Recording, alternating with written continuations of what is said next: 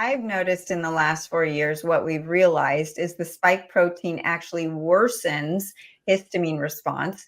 And some of the foods that I've talked about before, and if you can go to my accelerated food guide and look at the foods that are green light and okay to eat, but the sulfur foods, that's the healthy cabbage and broccoli and cauliflower, that worsens histamine response. In addition to backing up your sulfur detoxification pathways, the amyloids found in proteins like chicken and turkey and pork, those actually worsen the histamine response.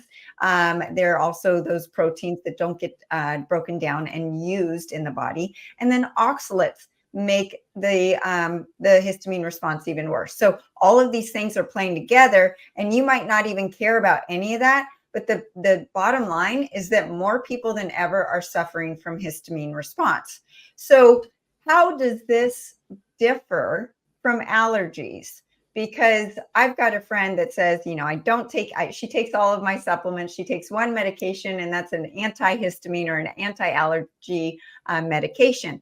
Could she just take an antihistamine supplement instead? Yes and no. The body's complex. We're complex creatures as individuals. Like you said, you could be like kind of normal and like not, you're like, I don't have a histamine problem. And then it could be like Thursday and it could be girls' night, and you do this once a month with your girls. You go out to a restaurant and you have an appetizer that is cheese and wine and a little bit of, like you said, some higher histamine foods. And then the next day you wake up and you just have a banging headache and your skin's all blotchy and you just can't think, or maybe even later that night, you can't sleep.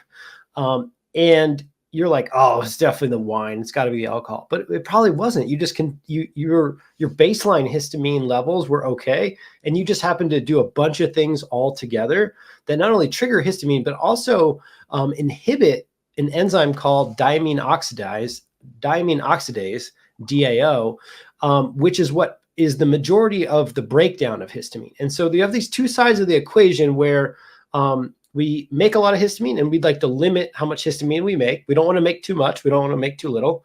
And then we want to have the appropriate amount of DAO to break down histamine.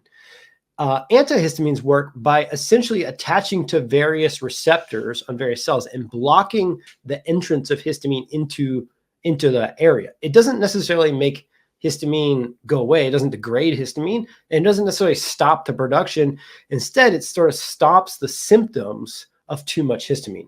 And so depending on the person and how they're trying to handle their health, they can be helpful or they can be a crutch.